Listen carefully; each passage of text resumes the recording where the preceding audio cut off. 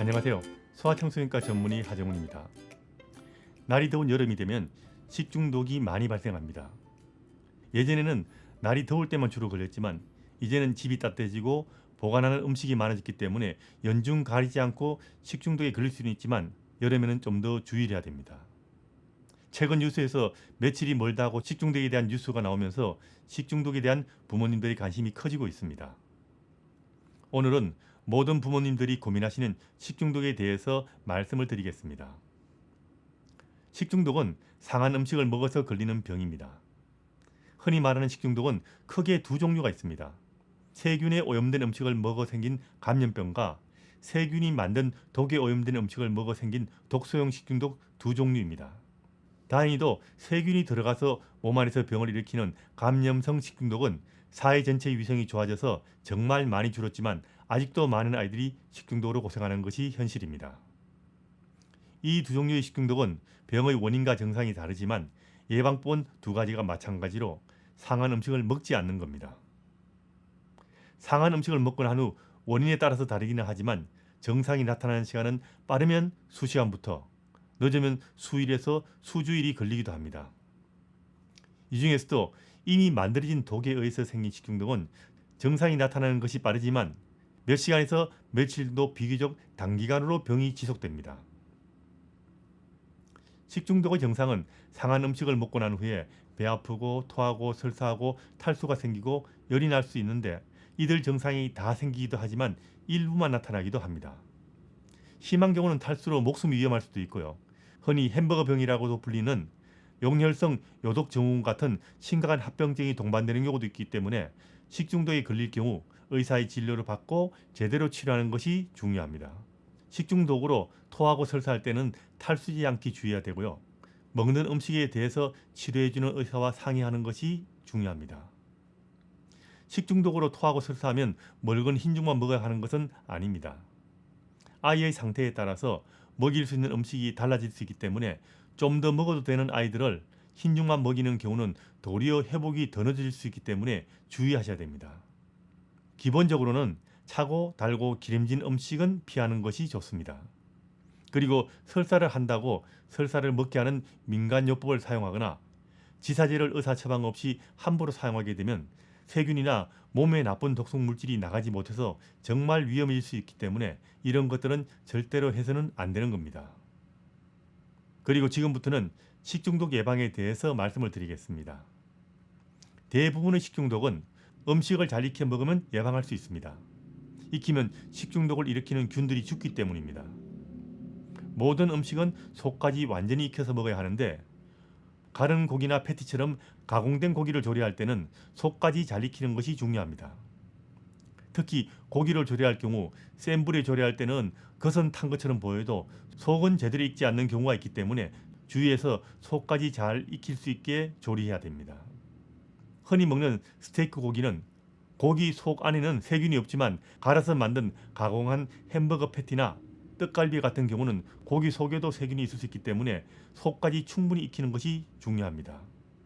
고기 종류는 음식 속 안의 온도가 75도 이상이 되게 조리하는 것이 안전하다는 것 알아두시기 바랍니다. 참고로 전문가들이 권고하는 안전한 조리 온도는 알고 있으시면 도움이 될 겁니다. 가른 고기는 72도 이상, 소고기나 돼지고기, 통고기처럼 이런 고기를 익힐 때는 63도 이상, 닭고기는 74도 이상으로 요리하는 것이 안전한데 이걸 그냥 편하게 해서 75도 이상으로 요리하라는 겁니다. 생선과 어패류는 완전히 익혀서 먹어야 하고 계란도 완전히 익혀서 먹이는 것이 아이들에게는 안전합니다. 그리고 음식물은 오염되지 않고 깨끗한 음식물을 먹는 것이 중요합니다. 식재료는 가능하면 신선한 것으로 구입하고 균이 묻지 않게 주의해야 됩니다. 손이나 몸에 화농성 질환이 있는 사람은 음식물을 조리해서는 안 되고요. 조리 전에 손을 깨끗하게 잘 씻고 조리기구도 잘 씻고 소독해야 하고 도마는 재료별로 구분해서 사용하고 뜨거운 물과 살균이 되는 세제를 이용해서 도마와 칼은 주기적으로 소독하는 것이 중요합니다. 익히지 않는 고기나 생선은 다른 음식물을 오염시킬 수 있기 때문에 냉장고 속에서도 다른 음식과 닿지 않게 주의해야 됩니다. 음식물을 준비할 경우 채소, 육류, 어패류, 가금류 순으로 조리하는 것이 더 안전합니다. 신선한 채소라고 안심하지 말고 흐르는 물에 3번 이상 씻는 것이 안전합니다. 음식에 손이 닿을 때는 가능하면 비닐 장갑을 사용하는 것이 좋고요. 식재료는 물론 조리한 음식도 바로 먹지 않는 경우는 세균이 더 이상 자라지 않게 바로 냉장고에 넣어서 보관하는 것이 좋습니다. 냉장 상태의 음식은 조리하거나 이동해 2시간이 지나지 않게 주의해야 되는데 실내 온도가 32도가 넘는 경우는 1시간을 초과하지 않게 바로 냉장고에 다시 들어가야 합니다. 냉동식품은 상온에서 해동하지 마시고요. 냉장고 안에서 해동하는 것이 좋고 조리한 음식은 바로 먹는 것이 좋은데 보관할 때는 즉시 냉장고에 들어가야 합니다. 냉장고에 들은 음식도 너무 오래 보관하지 않게 주의하셔야 됩니다. 냉장고 속에서도 음식은 느리기는 하지만 상할 수 있고요. 냉장고 속에서도 세균이 자랄 수 있다는 점 잊지 마시기 바랍니다. 만일 조금이라도 의심이 된다면 상했는가 확인할 생각하지 마시고 버리는 것이 안전합니다. 식중독 예방에 음식을 잘 익혀서 먹는 것이 중요하지만 잘 익혀서 먹는다고 모든 식중독이 다 예방되는 것은 아닙니다. 아이를 키우는 집에서 제일 주의해야 될 식중독은 바로 황색 포도당균의 식중독입니다. 이 식중독은 우리 주변에 항상 있는 황색 포도당균에 의해서 미리 만들어진 독성 물질이 있는 음식을 먹을 때 발생하는 겁니다. 증상이 빨리 나타나는 것이 특징으로 빠르면 30분 내에 증상이 나타나기도 하고 평균 3시간 정도 걸리는데 늦어도 반나절 이내는 식중독 증상이 나타나게 됩니다. 아무리 익혀 먹어도 이 독성 물질이 파괴되지 않기 때문에 일단 상한 음식을 먹지 않는 수밖에 없습니다.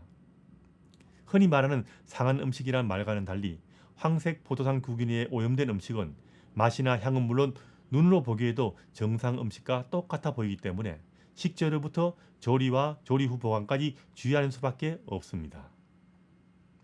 식중독에 걸리면 모든 사람들이 다 고생합니다.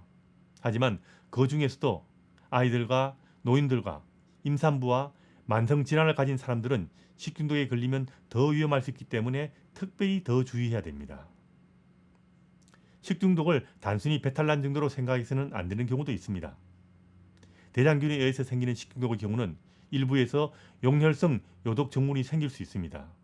그리고 임산부의 경우 특히 식중독에 주의해야 되는데 임신 초기에 리스테리아라는 균에 의해서 식중독이 걸린 경우는 유산의 위험성이 높아지고 임신 후반기에는 사상과 조산의 위험성이 높아지고 출산 후에 아이가 신경적인 문제와 발달 지연 등으로 고생할 수 있기 때문에 주의해야 됩니다. 그래서 임산부는 특히 음식을 잘 익혀서 먹고 깨끗이 씻어 먹어야 하고 청결한 위생에 주의해야 한다는 점 꼭 알아두시기 바랍니다. 아직도 식중독 같은 그런 병이 있을까라고 생각하시는 부모도 있으시겠지만 해마다 우리나라에서만 수천 명의 식중독 환자가 발생하는 것이 현실입니다. 만일 어린이집이나 유치원에 다니는 아이가 토하거나 설사를 하는 경우 반드시 선생님에게 알리고 다른 아이들도 유사한 증상을 보이는지 확인 후 여러 명의 아이가 같은 증상을 보이는 경우 집단 식중독을 의심해야 됩니다. 아이를 키우는 부모들께서는 식중독에 특히 신경을 써야 한다는 점 잊지 마시기 바랍니다.